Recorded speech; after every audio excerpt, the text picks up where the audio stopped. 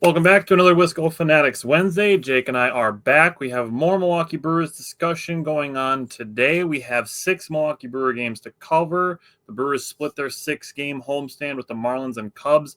And then we are going to give our last-minute trade targets, with tomorrow being the trade deadline. So we have 5 each last-minute trade targets and 6 Brewer games to discuss. So let's get into it. Welcome to another episode of the Wisco Fanatics Show, where we cover the Packers, Bucks, Brewers, and Badgers basketball and football teams from an optimistic and realistic perspective. Wisco Fanatics is brought to you by Cardboard Legacy, Wisconsin's most complete sports card shop. Buy, sell, grade, and consign all at their location in Oshkosh. Before we get started, just another real quick shout out to Cardboard Legacy. We appreciate their sponsorship, but they just hit 3 years at their shop, which is super cool. So shout out to them. Also, they are having an event that we will be at in about 3 weeks on August 17th. That is a Sunday, and we will be there, and you can come and see us there in Oshkosh and see the Cardboard Legacy guys. So come and see us in a couple of weeks.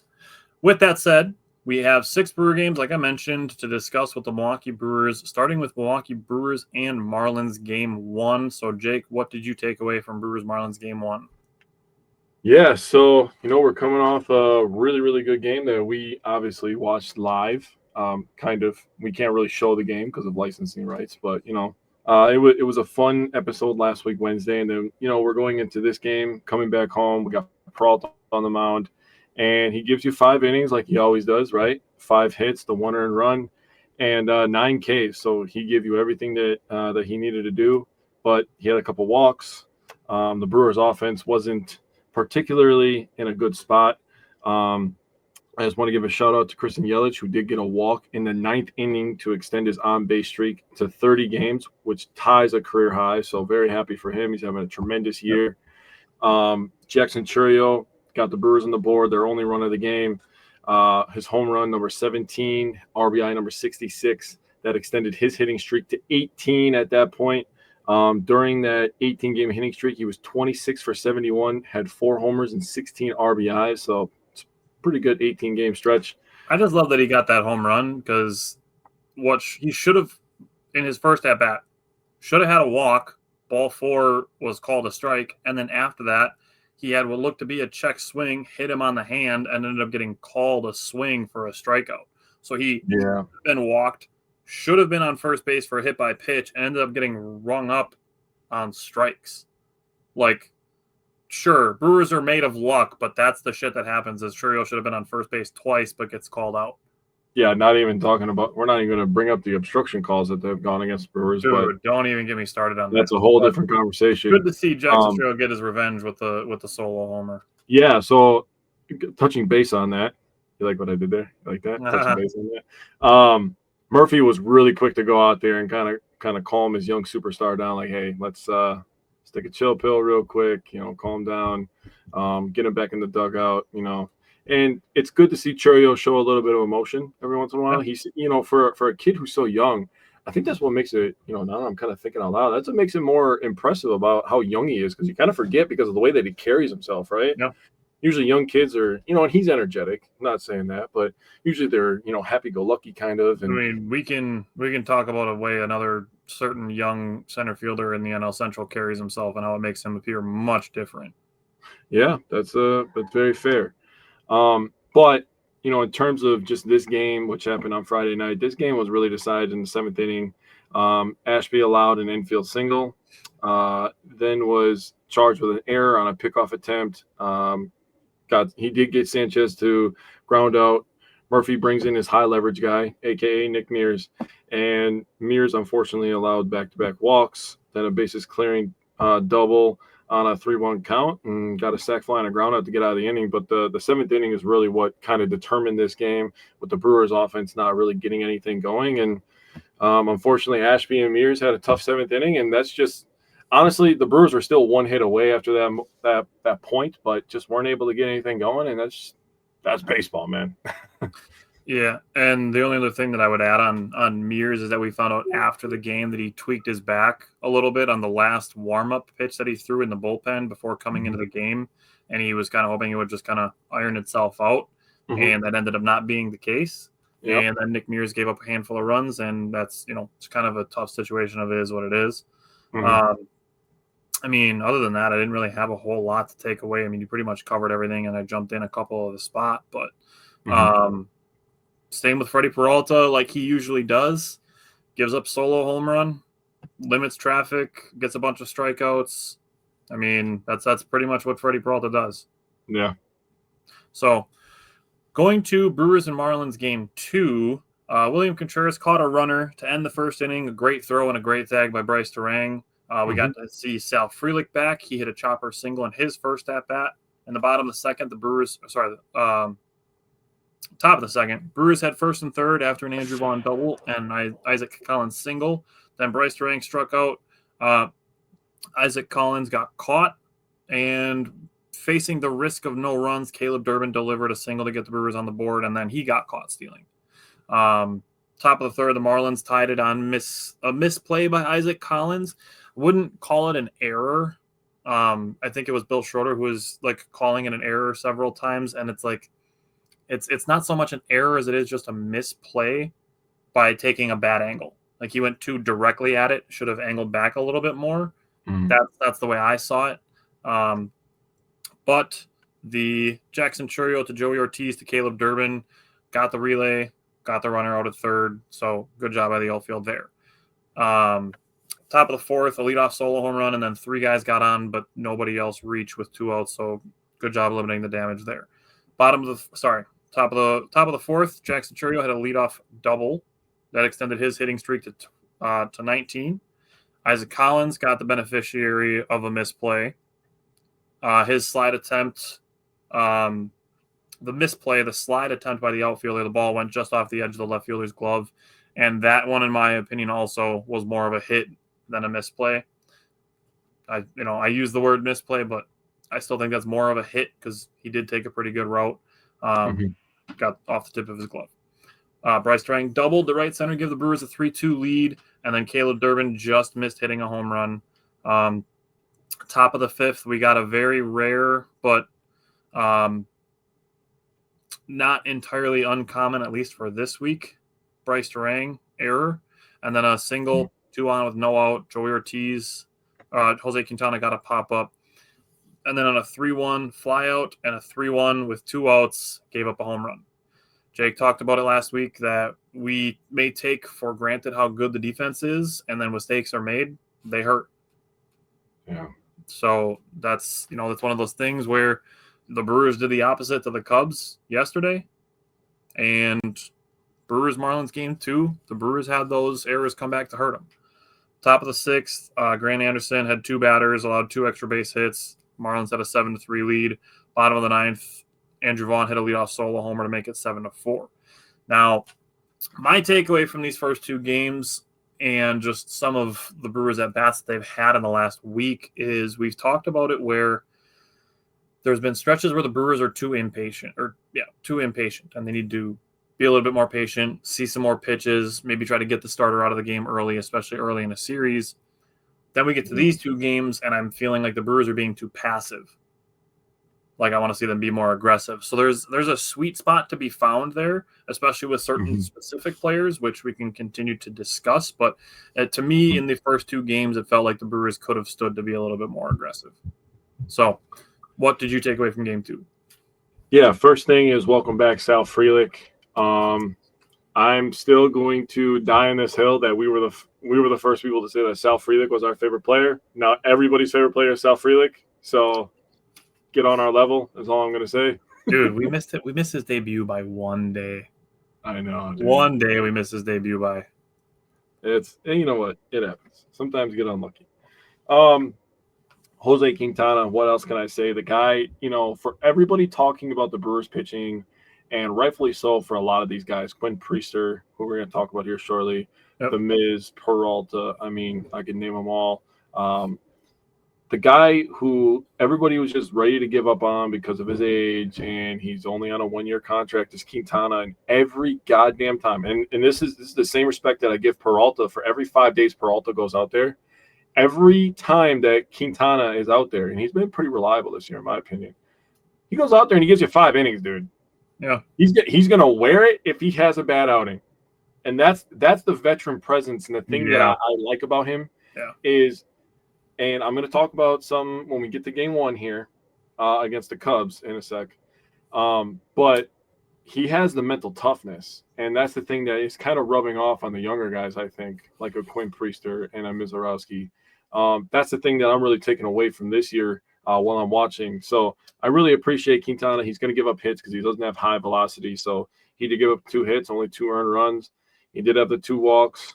And now Grant Anderson. So Grant Anderson is kind of – he worked himself, from a low leverage guy into a few high leverage situations. And now he's kind of working backwards. He's kind of working himself out of some high leverage situations to put himself in some low leverage to get his confidence back, right? And, that's something that may be concerning, which is why I do think that the Brewers are going to go get some relief pitching. Not just because of Grant Anderson or because of Koenig, but also because of the usage rate that we do use our bullpen. We use our bullpen a ton. It's one of the most used bullpens in the league. It's been that way for a long time around here. As long as we've been winning, we've been using our bullpen, and it's been a strength for us. So it's not a bad thing to bolster up something that's a strength for you. I know a lot of people aren't going to understand that, but we don't want their arms to fall off, and we want our strength to remain our strength. So there's just something to be said about that. D.L. Hall had a really, really nice outing, 2 innings, clean. Had the one, I shouldn't say clean. He did have the 1 walk, but relatively pretty clean with the 2 strikeouts. And Koenig got a good outing as well, one inning and 1 hit. 3 of the 4 runs were scored with two outs. So that's something that they did carry over, into the next game. They were 4 for 8 in runners in scoring position. And the thing about Miami, and I keep having this text kind of, at the frontal lobe of my brain, is I seen a text from you and you said, who are these Marlins? And I 100% agree. Between the 3rd and the 6th inning, they had 11 hits and scored 6 runs. Oh, no, I lied. They scored 7 runs. Damn.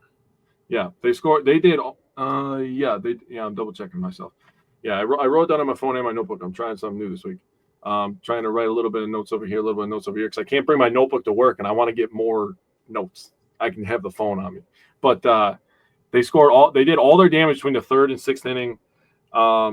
And every time it seemed like the Brewers were going to make some headway because the Brewers scored 2 in the bottom of the 4th.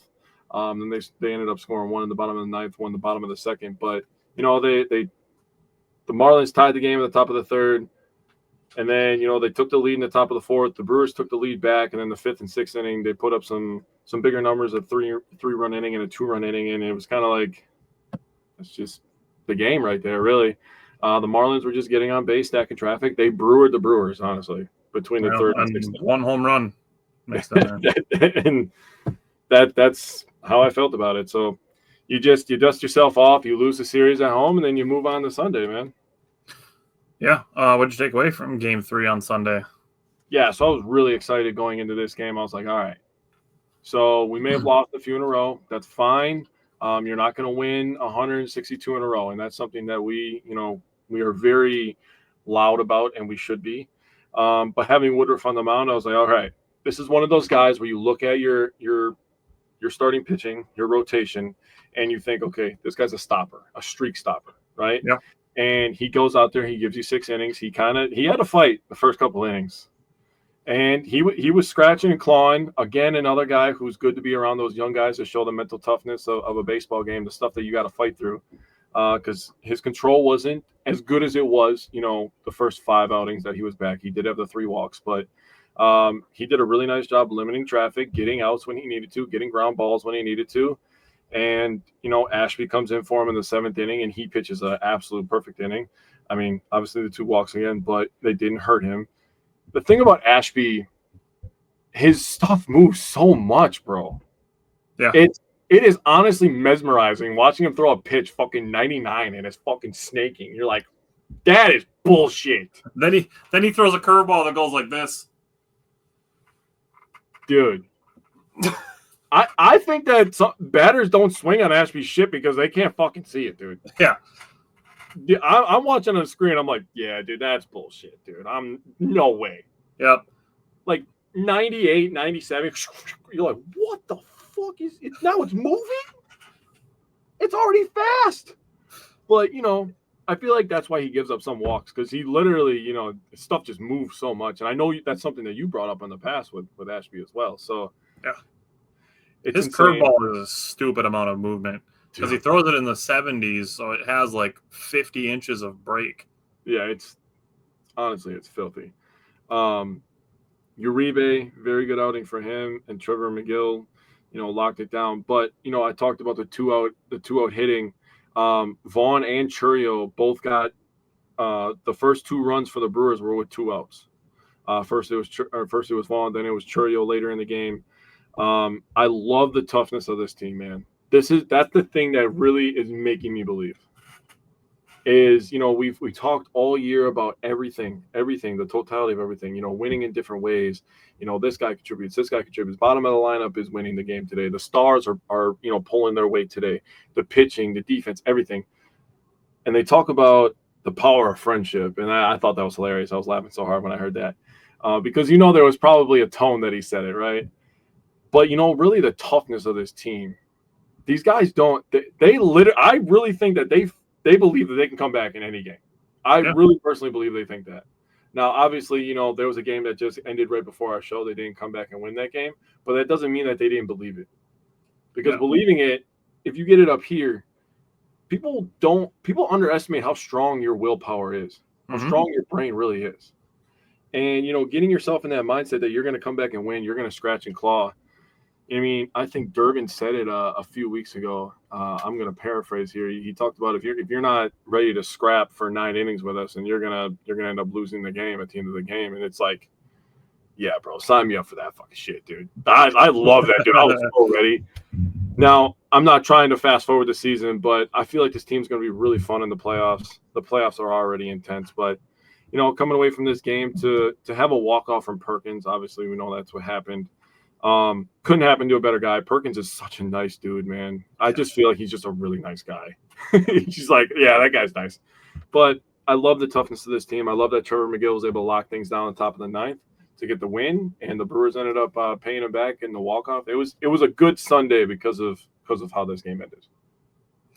Yeah, you mentioned Brandon Woodruff kind of going through it a little bit in some of the early innings. At the top of the first, he had a leadoff double that came around to score. At the top of the 4th, there was a solo home run right after the Brewers had tied the game in the bottom of the 3rd, and they took the lead right back. But Brandon Woodruff threw a season high in pitches with 85, still threw 6 innings, had 6 strikeouts. You mentioned the 3 walks, gave up 4 hits and the 2 earned runs.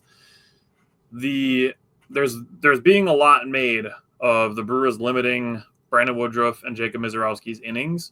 The thing is obviously, like, we can talk about what's next with Misiorowski, but Brandon Woodruff, both of his last 2 outings were short, quote unquote, by pitch numbers at 66 and 85, but he threw 6 innings in both of those games. Yeah. So if he's getting you through 6 innings on limited pitch counts, that's where, like I said, we're going to get to a point where he's going to throw like a 7-inning shutout against somebody in late September, or, I mean, ideally in the playoffs, he can give you something like that. And nobody's going to be like, oh my God, where did this come from? And we're just going to be like, yeah, he had all those 6-inning outings where he was only throwing 70, 75, 80 pitches. So it shouldn't come as a shock to anybody that he can throw 7 complete innings with, minimal damage and only have 90 pitches. Yeah. That's how efficient he is. Now, Jackson Churio, bottom of the 3rd, had a 2-0 double that tied the game and extended his hitting streak to 20. That is the first 20-game hit streak by Milwaukee Brewers since 2011. Ryan Braun during his MVP season. Yeah. That was the last 20-game hitting streak for the Brewers. And the next one is 21-year-old Jackson Churio. That is crazy, bro. 2018, Yelich didn't even have a 20-game hitting streak. Damn. Now, Jake did mention before his 30-game on-base streak, which was broken at 30, tied his career high. That was during his MVP season in 2018. So, that's fair. Bottom of the 6th, Brewers had 2 singles, had runners on the corner with 1 out. Caleb Durbin grounded into a double play. The Brewers are dangerous when the bottom of the order is contributing. They are beatable when Durbin, Ortiz, and Haas are struggling. Obviously, one of those three is now rendered moot because he's not with the team anymore. But Durbin and Ortiz, we need their bats contributing. That's when the Brewers are at their best. We've talked about it at length throughout the entire month of July and most of June, that when the bottom of the order is contributing, the Brewers are extremely dangerous and they can score tons of runs. Top of the seventh, you brought up Ashby. I thought he was getting squeezed a little bit. But he had the 2 walks. He combined with Bryce Durang to pick off a runner at second base, and then another pickoff that had to be challenged, which is annoying, but good for Ashby to get the 2 pickoffs in that inning in the 7th. Justin, welcome back. It is a good day to be a Brewer, and I'm glad we got you on the train. You started it with us as a Packers fan, and now you're a Brewers fan, so welcome. Oh, yeah, dude. It's fun. It's fun being a Brewers fan, especially lately. Yeah. Bottom of the 8th, Jackson Chourio had his second double. Lead off in the leadoff double off the second pitcher, ran into an out. It's one of those things where Jackson Chourio's got to pay attention to where the ball's going. You can't run on a ground ball to the shortstop. That's gonna get you in trouble, and I'm willing to bet that Pat Murphy gave him an earful for it. Yeah. I'm sure Jackson Chourio understands English, even though he doesn't really speak it. Pat Murphy's probably in his ear yelling at him in English and giving him an earful, and Pat Murphy probably did not give a shit if he understood half the words because it's all about how you say it. I'll tell you what, I don't speak Chinese, but if a Chinese guy comes up to me and he looks angry, I'm going to probably assume that he's pretty angry at me. So, yeah, it's a base running mistake. They happen. Nobody would need to tell Jackson Chourio it was a mistake. He would know as soon as he got tagged out at third base that he made a mistake. Yeah, he probably knew in the moment. Yeah. Then Blake Perkins ended up running for William Contreras. He stole second, and that proved to be very important because next followed a ground rule double by Andrew Vaughn to tie the game. Justin said he's completely bought in, and Wes said the next step is tailgating. I'm sure Justin can tailgate. And then Caleb Durbin gets a super wide strike zone, had 2 balls called strikes, and the Brewers weren't able to tack on any more runs. It's just another one of those things where, the Brewers are lucky, but then you don't see that Aaron Ashby gets squeezed in the top of the 7th, and then the Brewers in the bottom of the 8th get a really wide strike zone, and it's like, okay, but because you can't put that in a box score, Cubs fans are going to be like, they didn't get lucky there. But again, I'm not expecting Cubs fans to be watching Brewer games when they're not Brewers Cubs. So I guess I'll let it be. Bottom of the 9th with 1 out, Eric Haas had a bloop single. Bryce Durang had an opposite field double. Jackson Chourio was intentionally walked. That is the world that we live in, where Jackson Chourio is being intentionally walked. He is 21 and being intentionally walked. Yeah, bro. I said that too. I was like, bruh, how many 21-year-olds are they intentionally walking? And you made a great point that first base was open. That makes a lot of sense to me too. Mm-hmm. But at the same time, it's like, isn't the 21-year-old the inexperienced guy usually the guy you go after? But if it was the first half of last season, you're pitching to Chourio expecting him to strike out because he's going to swing at everything. Yeah, that's fair. So he's matured a pretty good amount in the first year and a half that he's been in Major League Baseball. Yeah. With that, Blake Perkins hits a walk-off, would have been a double. I mean, it was hit over the center fielder's head, ends up being counted as a walk-off single because it's all the Brewers needed. And after this game, the Brewers won. They moved to 21-21 in games that they don't hit home runs. That is the best record in Major League Baseball. The second best in games without home runs are the San Francisco Giants at 16-23. Yeah. So the Brewers are the only team at 500 in games that they don't hit home runs, and nobody has a positive record in games they don't hit home runs. So people bring up power, and, power wins in the playoffs. We obviously saw it happen to us last year. And, Andrew Vaughn has helped mightily with that, and that's the hope with Danny Jensen, that he helps with that as well, because he presents more power than Eric Haas. But, I mean, if anybody can win without the long ball, it is the Brewers. That is true. The numbers tell you that. Justin said it's going to be hard to tailgate living in Arkansas, but who knows? Maybe I'll take a trip. Hey, if you come up, let us know. Anything else you want to say about Brewers and Marlins? Ever to admit to live in Arkansas. That's all I'm going to say. That's tough. All right. Want to go to the Cubs series? Yeah, let's do this, man. Dude, this was Brewers Cubs game 1 is such a study in not taking victory laps in the first inning of a 9-inning ball game. It's especially considering that you scored 3 runs and not 23 runs. Because Cubs fans are all banging their chest and, oh, yeah, we got a 3-0 lead. This is your king. This is the second coming of Christ, Jacob Mizorowski. That's who this is. Fucking Chicago sports media tweets out, oh, this is Jacob Mizorowski doing his best Jordan Love impression. Yeah. All that fucking victory lapping in the first inning just to lose 8-4.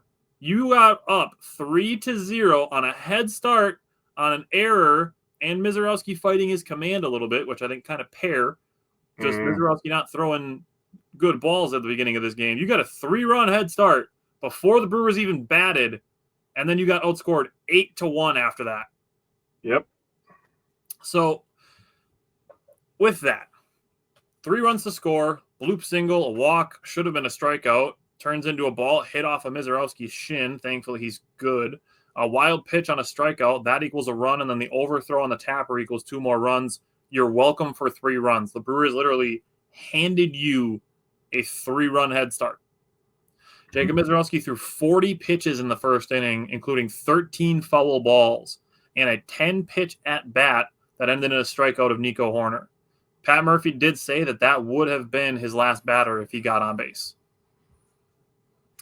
But Mizorowski got him to strike out.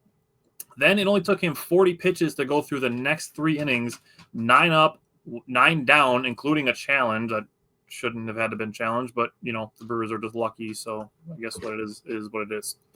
So essentially 4.5 pitches per at-bat, and he finished with 7 strikeouts total. The first 5 outs of the game were strikeouts. He had 2 at-bats versus Pete Crow Armstrong. Both of those were ending in strikeouts with some really ugly swings mixed in. So if we're looking at Jacob Mizorowski and Pete Crow Armstrong being, you know, kind of one of the pitcher-hitter matchups to watch in the NL Central in the coming years, Mizorowski's off to a good start. And Justin said I cringed when he got hit. He's tough and he's big. So yeah. Christian Yelich said after the game that this was his favorite Mizorowski start. He said he'll learn from it more than the ones that he cruises and just racks up a bunch of punchies, was the word that Yelich used. Racked up a bunch of strikeouts. He said it was a bigger deal because he settled down and recovered well. Essentially that he got those 3 runs, essentially none of them really feeling earned, and settled down, retired 10 batters in a row, finished the 4 innings. I mean, did it fairly efficiently. The fact that he threw a 40-pitch first inning and then 40 pitches to go through the next 3 innings. Just a really good job by Jacob Mizorowski to forget the first inning and be the really good version of Jacob Mizorowski through the second through the 4th. Now, flip side, Matthew Boyd for the Cubs, he was fighting his command too. Brewers drew 2 walks in the first inning, didn't score any runs.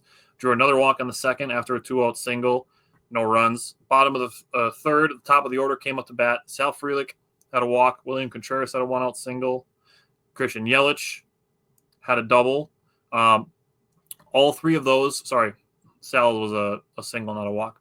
All 3 of those hits were all pulled. Then Brewers are on the board. Ended 25 1/3 scoreless innings by Matthew Boyd. Andrew Vaughn drew a walk to set up Isaac Collins, who's been pretty clutch this season. And he, on a 3-2 count, takes a great swing on a ball in the outer third and hits an opposite field single to tie the game. Bryce Durang gives the Brewers a sac fly for the lead, and the Brewers are up 4-3 after the Cubs and their fans did tons of victory lapping after their 3-0 lead. Took 4 innings, not even 4 innings for the Brewers to take it right back and keep it. And then one thing I don't think that we're talking about enough, Jake, I know you gave him credit in one of his earlier games, but we are not talking about how good DL Hall has been. Dude, Like Telling you, bro. I'm saying it to put a pin in it for myself, for those of you watching, for you. We need to talk more about how good DL Hall has been. And I said this to somebody today. The Brewers are in such a luxurious state that they have DL Hall and Aaron Ashby in their bullpen. We're going to talk about Ashby in a second when we get to game 2. Bottom of the 5th, Andrew Vaughn hit a solo shot, made it 5-3. The highest number of earned runs that Boyd has given up all season, the most since May 23rd when he gave up 4 to the Reds. Nick Mears got a 1-2-3-6. That was good to see him pitch well after tweaking his back during the Marlins series. The bottom of the 6th, Sal Frelick with 2 outs. He gets a first pitch, low inside corner, the perfect place for a lefty to try to pull a ball, and he yanks a home run. Love to see that. We talked about it in the beginning of the season that we were kind of buying into the hype of Sal adding 15 pounds of muscle, and he's got 8 home runs after having 6 in the previous 2 years. Do you remember what he said early in the season, how he gained the weight? His mom's marinara sauce, bro. That's literally the most Italian thing ever. Top of the 7th, Grant Anderson allowed a couple base runners, did get 1 out.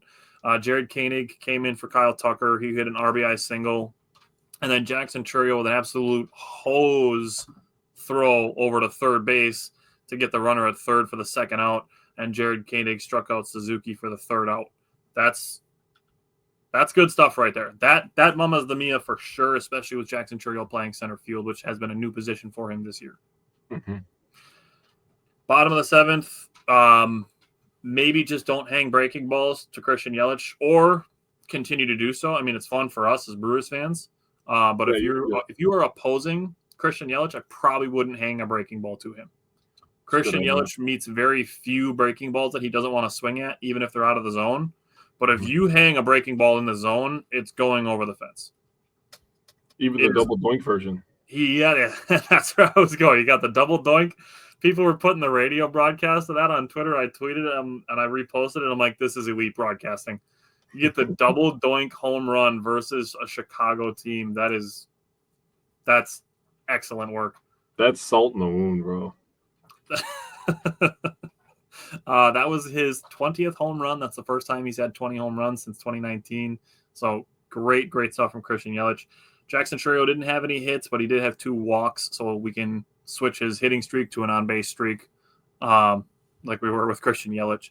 And then the last thing, Craig Yoho got 2 really quick outs and then gave up 2 walks. Pat Murphy visibly wicked pissed coming out of the dugout. Didn't want to have to use Trevor McGill for the 2nd day in a row. But Trevor McGill is just like, yo, I got this.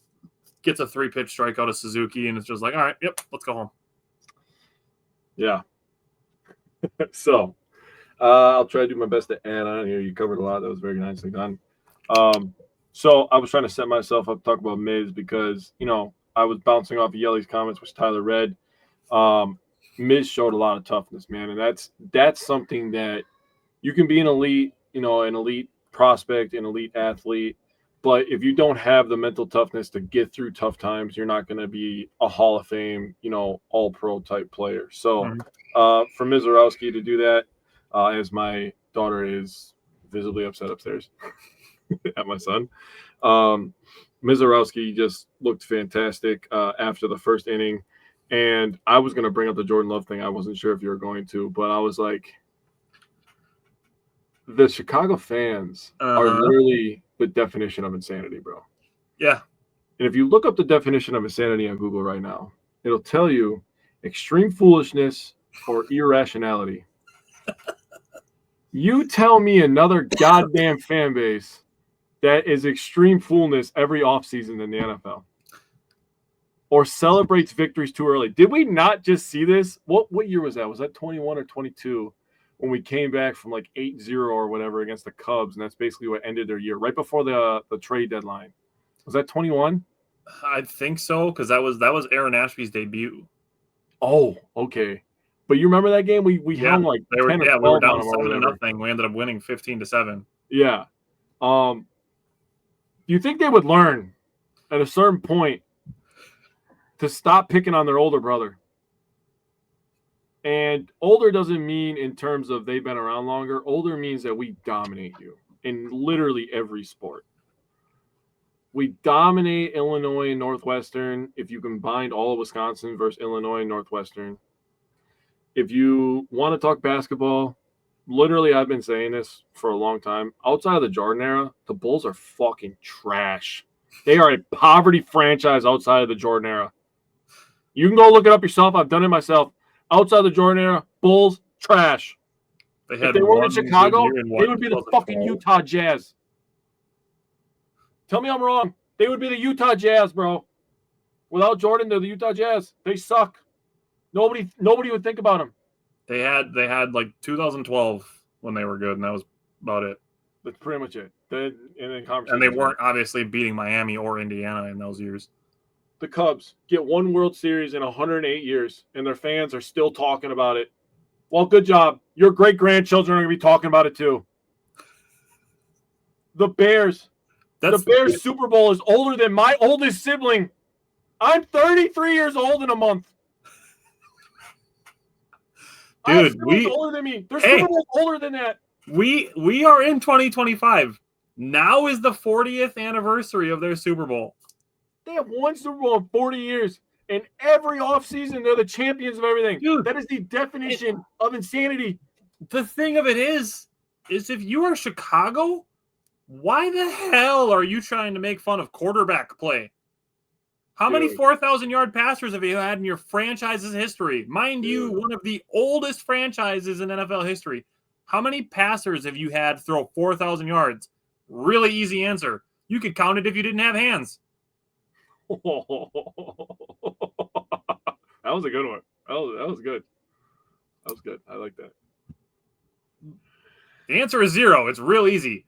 And you guys are talking shit about quarterbacks? That's what I'm saying, dude.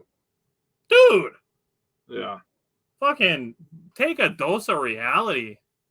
Yeah. Well, we're going to have a lot of conversations about the Bears in the next upcoming weeks here as we ramp up our Packer content here. But back to this Brewer game. I had to get that out. I was like, dude, they literally just never learn. Wes was on board with it. I love it, Wes. So you pretty much covered the bullpen. I wanted to talk about Yoho, and I just wanted to talk about Yoho to talk about Miz, really. When you talk about Miz and people talk about the prospect that he was, and he's lived up to it, it makes you feel good. Like, yeah, dude, we've been talking about this guy for a couple of years. Now, people have been talking about Yoho. He looks like an actual rookie, what an actual rookie looks like. Like, you should fucking struggle going up to the next level. Then you see the flashes too. Yeah, you get both.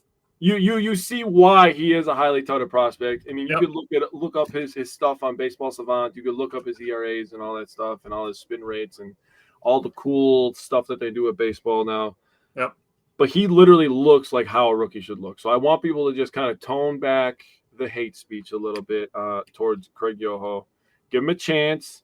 The Brewers are still going to season him up, and he's still going to end up being a weapon for us going into next year and beyond. After what the Brewers have done, and again, we've talked about this with the pitching lab over and over and over again, they deserve more than the benefit of the doubt. The pitching lab deserves blind trust at this point. I 100% agree with that. I mean, 2019, Corbin Burns was real bad. Yeah. 2021, he won the Cy Young. Blind trust. I'm dead ass. Blind trust. Quinn Priester. Blind trust in the pitching lab. Yeah. Pretty good example. So, anything else you want to say on game one, or you want to start talking about last night? Nah, let's go to last night. Okay. Kick it off. So, if I had to present a question to you and ask you what your favorite trade the Brewers made this year was, who would you say? Oh, this year?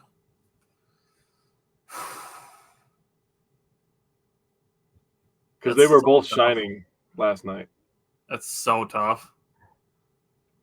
I mean, because there's insane stats for both of the trades. It's not Danny Jensen because he's been here for 3 days, but right. Between Quinn Priester and Andrew Vaughn, man, I'd probably say Andrew Vaughn just because I did want the Brewers to trade for him a few years ago. Yeah, back when he was playing at his best. 2022 and 2023 and 2024 were a little rough, but 2021 Andrew Vaughn was real good.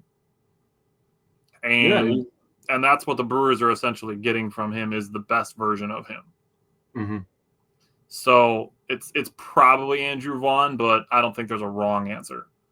Wes said all hail Vaughn. But yeah, I would probably lean Vaughn. Yeah, and I wouldn't disagree with you. Now, picking this is almost like picking your favorite child, right? Like sometimes you're my favorite kid. Sometimes you're my favorite kid. Sometimes I don't like any of you. Look at both of the kids behaving on the same day. What a time! Yeah, right. Priester after this win improved to 10-2 on the year. That is insane, and it's crazy. And the Brewers have won 11 straight Quinn Priester starts. Yeah, 11 straight Quinn Priester starts. That's stupid, dude. Yeah, that's insane.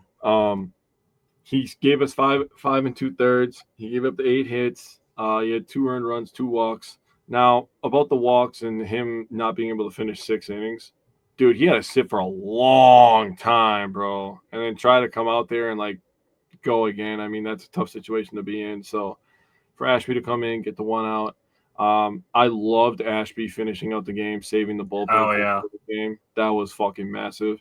And even if the game today didn't end up like we wanted, giving some of those guys 2 days off in a row, I've already talked about how the bullpen is used. We're one of the most used bullpens in the league.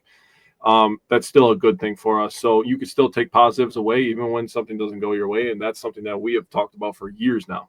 Those extra days off matter now because in August, the Brewers, you'll hear it on the broadcast, they play 19 games in 18 days. So take the extra days off when you can get them. Yeah. Because we're about to be sweating during August. Yeah. Especially like the middle weeks in August that's what they call the dog days of summer, and it's going to hit us pretty fucking hard. Ashby and Hall are going to be massive with that. If the Brewers don't do anything with Nestor Cortez, which we're going to talk about trade targets here in just a second, if the Brewers keep an extra starter and have 6 starters, wouldn't shock me for a second. Wouldn't shock me for Mizorowski to get sent down for Logan Henderson or Chad Patrick during that stretch, just because it's going to be literally all hands, all arms on deck in that stretch, because that's going to be such a torrid stretch of games. Yeah. So expect a lot of transactions during those 19 days. Yeah. In terms of this game right here, Priester and Ashby, I thought did a really, really nice job controlling Chicago traffic. Chicago had runners on 2nd and 3rd in the 4th inning with 1 out. Didn't score. They had runners. They got lucky on that, by the way, because the first one was a ball off of Quinn Priester's glove, and the second one would have been a double play, but Bryce Durang had a bobble, so they only got a fielder's choice out of it. True. So lucky Cubs in that situation. They also had 1st and 3rd with 1 out in the 5th inning, and they didn't score in that situation either. An inning-ending double play to Seiya Suzuki. It seems like that guy either hits a bomb, strikes out, or hits into a double play. That's literally what I have to talk about that. The at bat before it, because before that there was a leadoff double. Mm-hmm. And then a 1-out walk to Kyle Tucker. Now, I was okay with it being essentially an intentional walk to Kyle Tucker with first base open, knowing that Quinn Priester can get ground ball double plays. Yeah. So that was a good strategy of Chris Hook, Pat Murphy, Quinn Priester, William Contreras, of them to pitch kind of around Kyle Tucker to see, maybe if he'll chase something. Right. But to essentially allow him to get to first base to face Suzuki with the opportunity to get a ground ball double play to get out of the inning. Yeah, big time stuff right there. Obviously, we know the Brewers end up winning this game 9-3, making them winners out of 15 of the last 18 games. So they're on an absolute freaking hot streak. A guy who's starting to heat up is William Contreras. And I wrote this down last night after his RBI that he pulled to left field. I was like, he's starting to hit the ball hard. He's starting to hit the ball with some conviction. And if he gets any launch angle on this son of a bitch, he's going to start hitting some over the wall. And obviously, Spoiler alert. I saw today's game. We're going to talk about that yet, but I was like, damn, bro. Maybe you should lock in a little bit more. Siegler was our guy, and he's like, hey, let me hit a couple bombs real quick. Yeah, right. And yeah, I got some thoughts on that. King Vaughn, dude. So there's this dude I follow on TikTok, and he is the funniest dude to me because like he like complains about Chicago sports, but like he does it like comic relief almost. And he's a White Sox fan. And he was watching the game last night, and he's like, this guy can't keep getting away with this. And then all of a sudden, you know, after the drop on Yelly's hit from PCA, Vaughn comes up with a hit straight up the middle, and he's like freaking out. No, right? Then he cuts to the next part where he has bases loaded. He's like, watch this ugly motherfucker hit the ball over the wall. I swear to God, I'm going to crash out. Launches it. Best part about that grand slam was easily Craig Counsell. By far the best part. As soon as he heard the sound, he said, yup, get somebody up in the pen now. I'm not even going to lie to you. That might be my favorite moment of the season so far. Dude, that was... Andrew Vaughn hitting a grand slam and seeing Craig Counsell immediately turn around to the bullpen phone. That might be the best highlight of the season. Dude, legitimately, watching that highlight, that he literally heard the sound and he knew. He was like, yeah. Dude was on the phone with the bullpen before the ball landed. Dude, I really don't know if the ball was like even into the outfield, bro. I legitimately think he heard the sound and he was like, yeah, we need to get somebody in here right now. Oh, that was awesome. After that grand slam, I was like, holy shit, dude. I texted my dad BTA. And my dad's like, what does that mean? And I'm like, oh, you're going to learn something today. It means belt to ass. And my dad was like, yeah, I like that. I'm going to start using that. I'm like, hell yeah. Nice. I'm keeping you cool, Pat. But yeah, it was a good night last night watching the Brewers smack the Cubs around. Yeah, both teams stacked enough traffic in the the second inning, to score a run with an out. Bottom of the third, Andrew Vaughn missed a grand slam by about 10 feet. Did drive in a run with a sac fly. Mm-hmm. Top of the fourth, we talked about the Cubs getting kind of lucky. Good job by Quinn Priester to have second and third with only one out to strike out Dansby Swanson and then get a tapper for the third out. Top of the fifth, Quinn Priester got up 0-2, allowed a leadoff double. Then we talked about Tucker being kind of intentionally walked, which I was okay with. Set up Suzuki for the double play to end that inning. Bottom of the fifth, we got to talk about Jackson Chourio. He hit a triple over PCA's head, pulled a hammy between second and third base, said it felt like a tickle. Essentially, they're going to keep him all today, and then he's probably going to play on Friday, I would guess. I would. That's what it kind of sounds like. He was in the dugout today, like they weren't, having him doing testing all day, like he's there. But that's where we're at. It's a luxury to have a guy like Blake Perkins around. To have him come in knowing you have an elite backup center fielder and you don't have to stick, Jake Bowers in left and put Sal in center and put Collins in right. You don't have to shift out your entire outfield. You just say, all right, Chourio's going to sit out the rest of this game. Boom, Blake Perkins, you're in, and you gain defense. Yeah. Like, obviously, you lose some offense, but yeah, you get better defensively when Blake Perkins comes into a game. Mm-hmm. William Contreras followed by smoking a double off the top of the wall, 106.9 miles an hour off the bat. Love that. Like you just said, William Contreras hitting the ball hard. Christian Yelich hits a deep fly ball to the warning track, and I've seen Cubs fans complaining about the length of the warning track and like, oh, warning tracks should be standard. Like, dog, you are a fan of a team that plays at Wrigley Field where their wall is literally bricks covered in leaves. But you're upset that the warning track is longer in Milwaukee. You're upset that you have more warning before you run into a padded wall. Yeah. But you have a shorter warning track and a brick wall covered in ivy, and you're turning that into a complaint because your prize center fielder dropped a fly ball. That is weird energy to me. Yeah, I agree. To me, Pete Crow Armstrong was thinking about getting the ball in, throwing it before he was thinking about catching it, and did not lock in the catch, and it slipped out of his glove. Yeah, that's literally probably what happened. I did write in my notes, LOL in all caps, super bold, because that was funny as hell. And Andrew Vaughn immediately made it hurt by having an RBI single, and then another sac fly made it 5-1 Brewers. Top of the sixth, after a long sit down, Quinn Priester allowed a 1-out solo, double, and a single, rebounded to get a strikeout looking, and then Aaron Ashby came in for the number 9 hitter, got down 3-0, and then on 3-1 got a pop up. So good job by Ashby to get that out without allowing any more base runners. Bottom of the sixth, the Brewers stacked some traffic thanks to 2 walks and an error, which led to the bases loaded for Andrew Vaughn. And I wrote LOL in my notes again.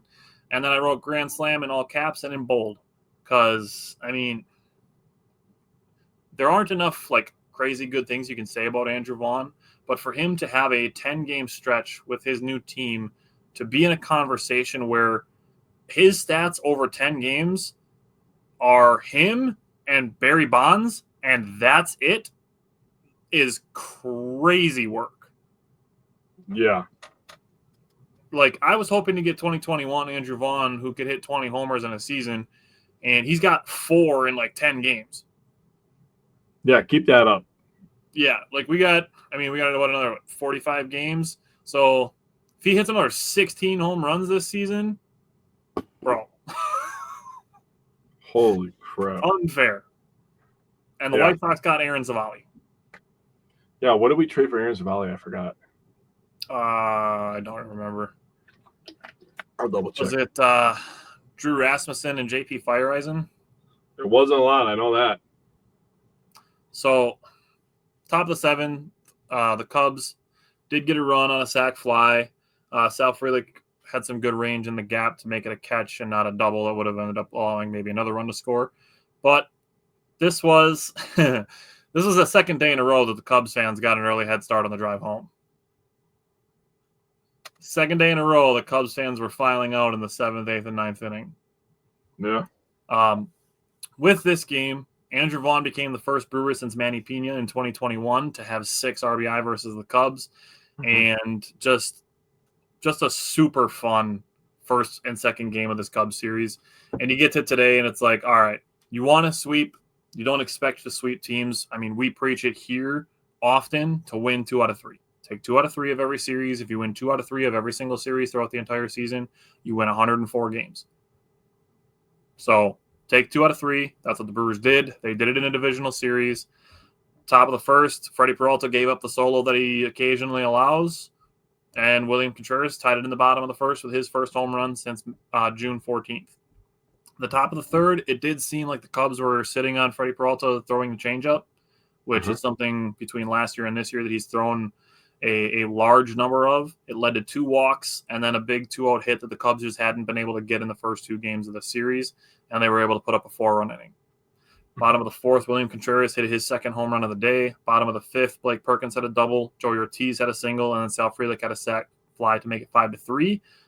The Brewers weren't letting the Cubs have it easy, but in the top of the 6th, the Cubs broke it open, and that's pretty much where this game ended, with the Cubs having a 10-3 win. But taking 2 out of 3 from the Cubs is extremely important, and after Jake gives his thoughts on today, I want to give one more stat before we move on.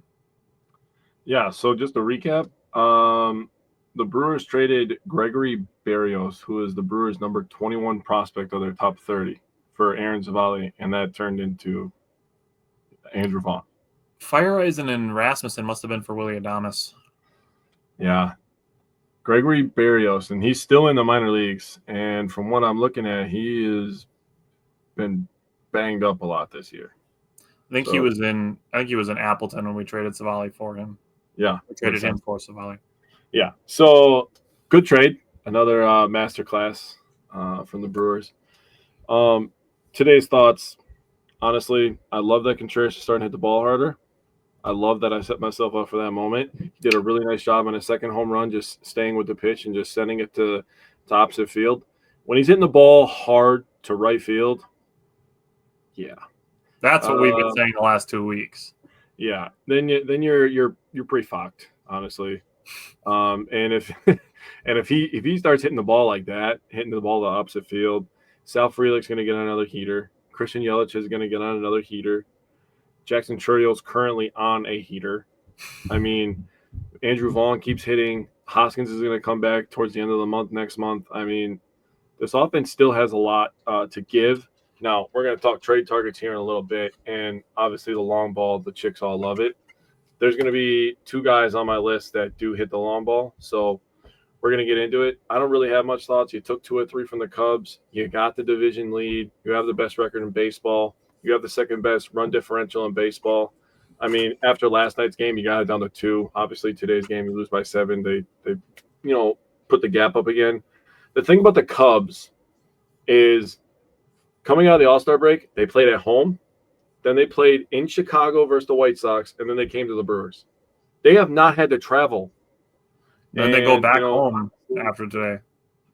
Right. So, obviously, we talked about how the Brewers, they have a big stretch in August. But, the Cubs, they're going to have some road games that are going to be tough.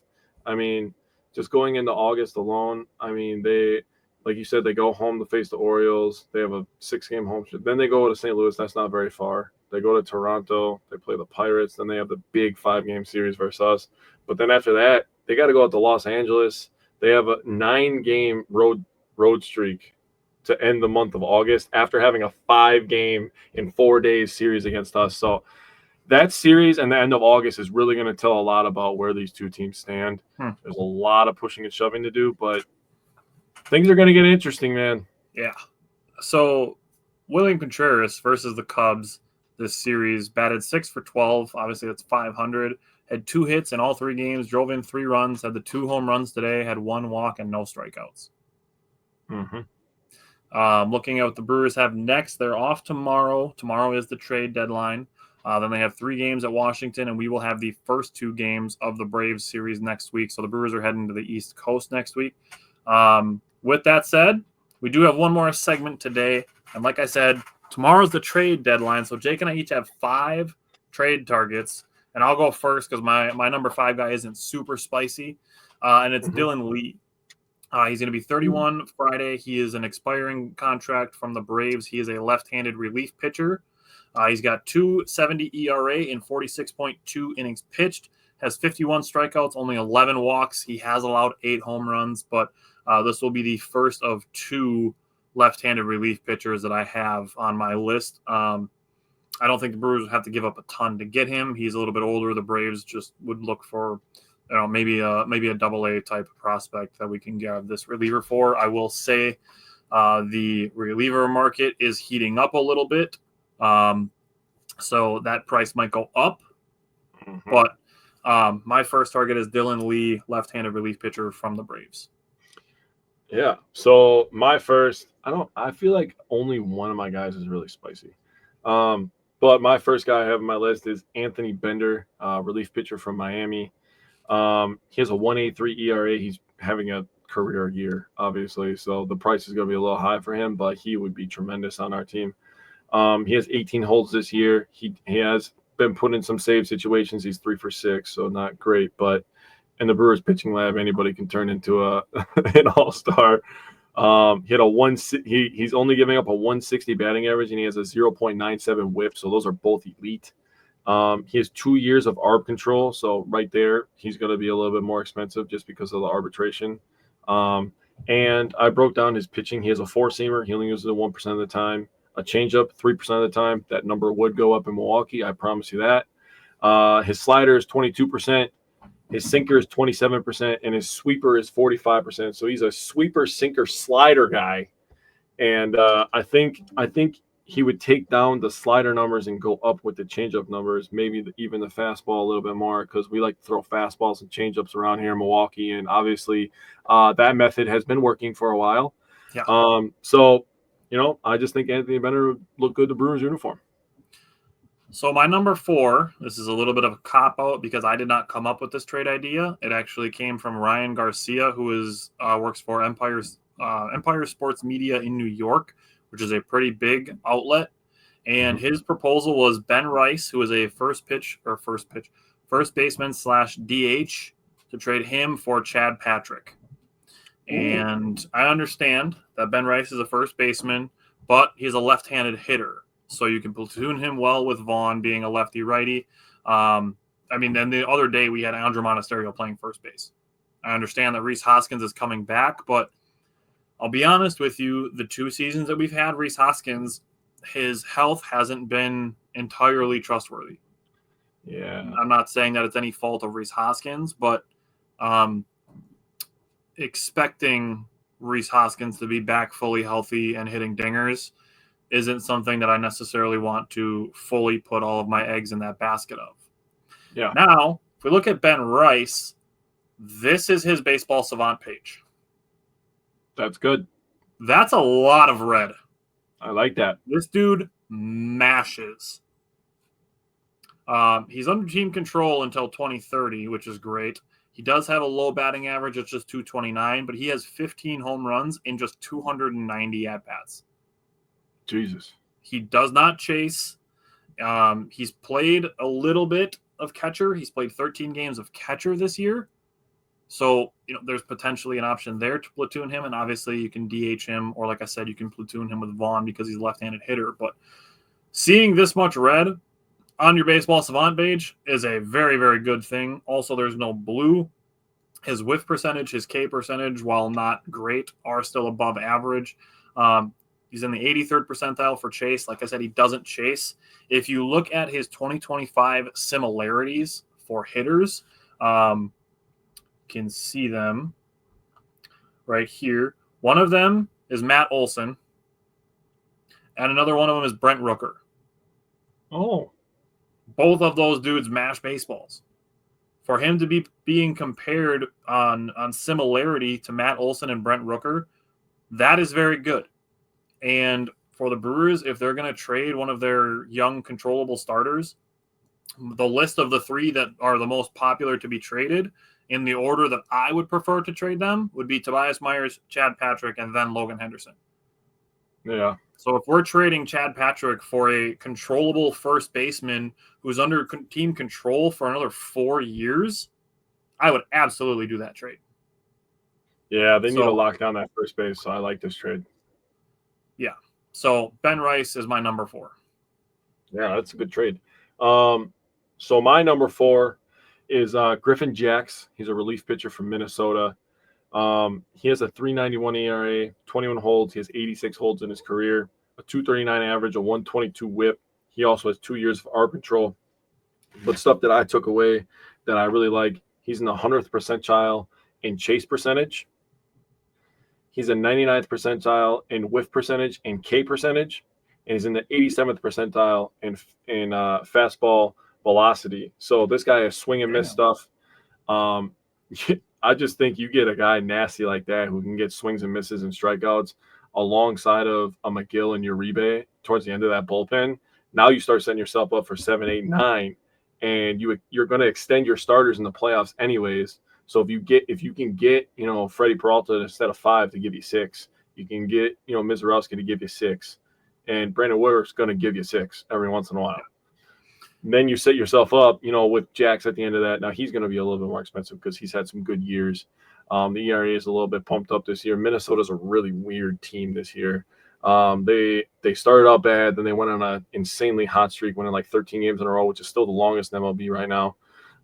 Brewers are second, I believe, with that 11-game win streak. And then they just played pretty much 500 baseball after that.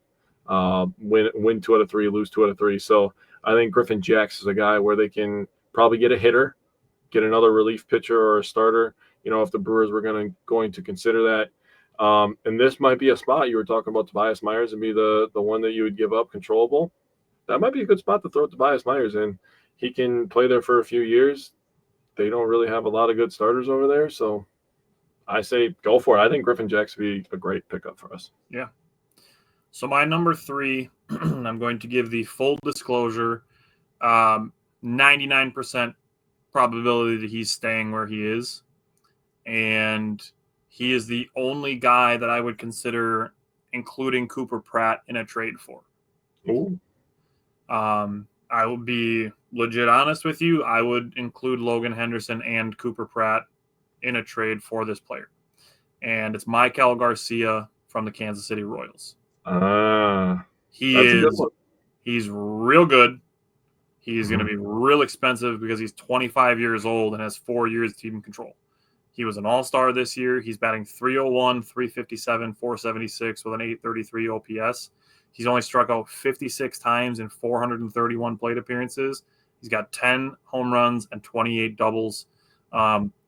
He would be an upgrade from Joey Ortiz, extremely from batting, and still a boost, and still a good defender. So essentially, Michael Garcia becomes your shortstop of the future, and you can platoon Joey Ortiz and Caleb Durbin at third base. Yeah, I like that. Okay, so my next guy. Now, when you think about making a trade, you're going to think about, okay, how do we set up the lineup? You want a guy that can play kind of multiple positions. This one is going to be on a lot of Brewers, podcasters, wish lists. It is Ryan O'Hearn from the Baltimore Orioles. Guy can play first base. He can play outfield. He can DH. That gives you a lot of lineup flexibility. On top of him playing first base and outfield, he's in the 92nd percentile in terms of range when you look at fielding. So he plays good defense. His expecting batting average is in the 94th percentile at 295. So he has a good hard hit percentage, good square up percentage. This guy walks a bunch. He doesn't K that much. So he's hitting 283 on the season, 374 on base, 463 slug, and an 837 OPS. He's a lefty bat. He's got 13 homers and 43 RBIs. The only problem is he's a free agent at the end of the season. But if you're going to go for it, you're going to want to go for a guy that plays defense, can play multiple positions. He would be a seamless fit in Milwaukee. All right. My number 2 is another left-handed relief pitcher, and it's Danny Coulombe from Minnesota. He's on a 1-year, $3 million deal. He's a perfect trade candidate, and I want a lefty reliever that I trust 100%.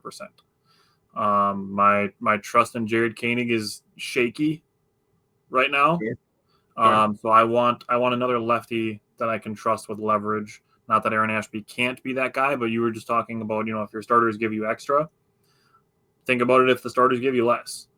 There's times where more often than letting a guy go through a third time, they'll bring a reliever in after twice through the order after the starter.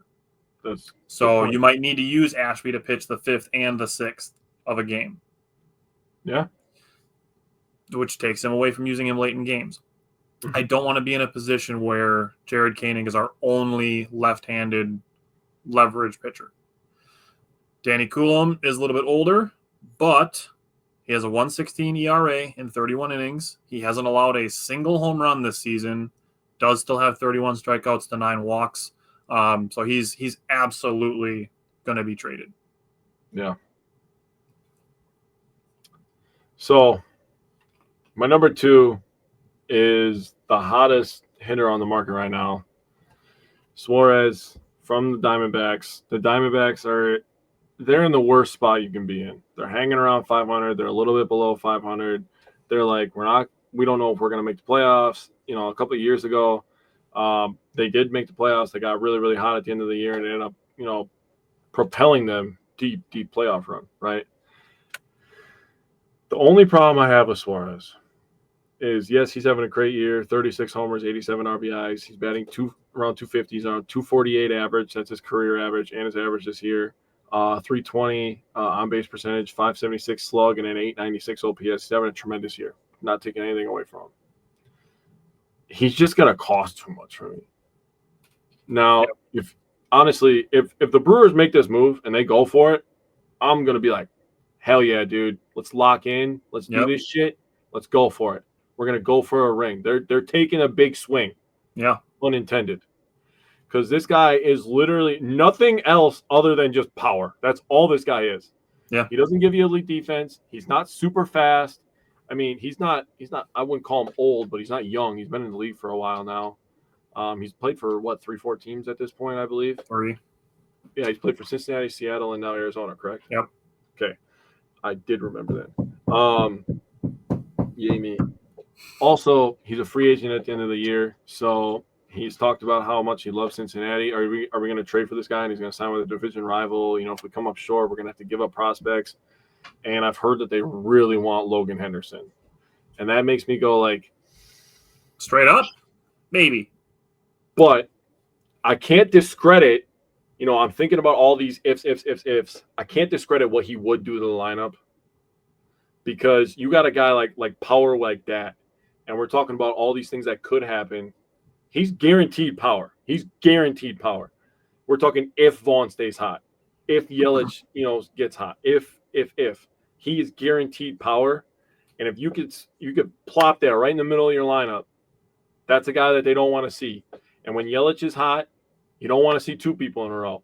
And when Churio's hot, that's 3 people in a row. So he's definitely going to balance the lineup and bring an aspect that we, honest to God, the last guy, and I know that Ryan Braun was great, the last guy that people feared in the Milwaukee Brewers lineup that was just straight up power was Prince Fielder.